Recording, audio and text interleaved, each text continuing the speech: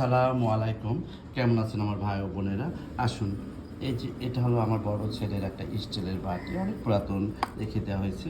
আর কাঁসা পিতল তো হারিয়ে যাচ্ছে। এই যে দেখেন, এটা কাঁসার একটা জামবাটি বলে, এটা অনেক আগের আমার।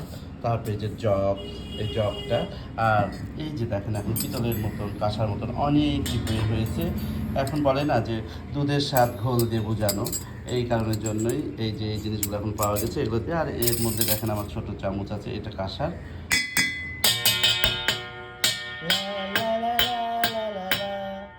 সুন্দর আসলেই। এই যে স্টিলের কিছু ডিজাইন আছে, দেখেন এই স্টিলের এই ডিজাইনগুলো, আমার বাটিগুলো ভালো লাগে। স্টিলের এই বাটিগুলো ডিজাইনটা খুব সুন্দর। তারপরে এই যে ছোট্ট হাঁড়ি, তারপরে এই যে কেটলি, তারপরে এগুলো কিছু কিছু জিনিস রেখে দিয়েছি পুরাতন, হারিয়ে যেতে দেব না, হারিয়ে যেতে নাই মানা। কিন্তু পুরাতন নতুন সব কিছু মিলে সুন্দর করে পৃথিবী এবং সুন্দর করে সংসার করুন, এটাই আমার চাওয়া পাওয়া। আর আমার পিতলের কাঁসার থালা ছিল বা তারপরে গ্লাস ছিল, সেগুলো আমি দিয়েছি আমার মেয়ের বাড়িতে। জামাইদেরকে একটা করে গ্লাস আর একটা করে থালা দিয়েছি, স্মৃতি থাকবে বলে। এই যে দেখেন, সবাই ভালো থাকবেন বন্ধুরা।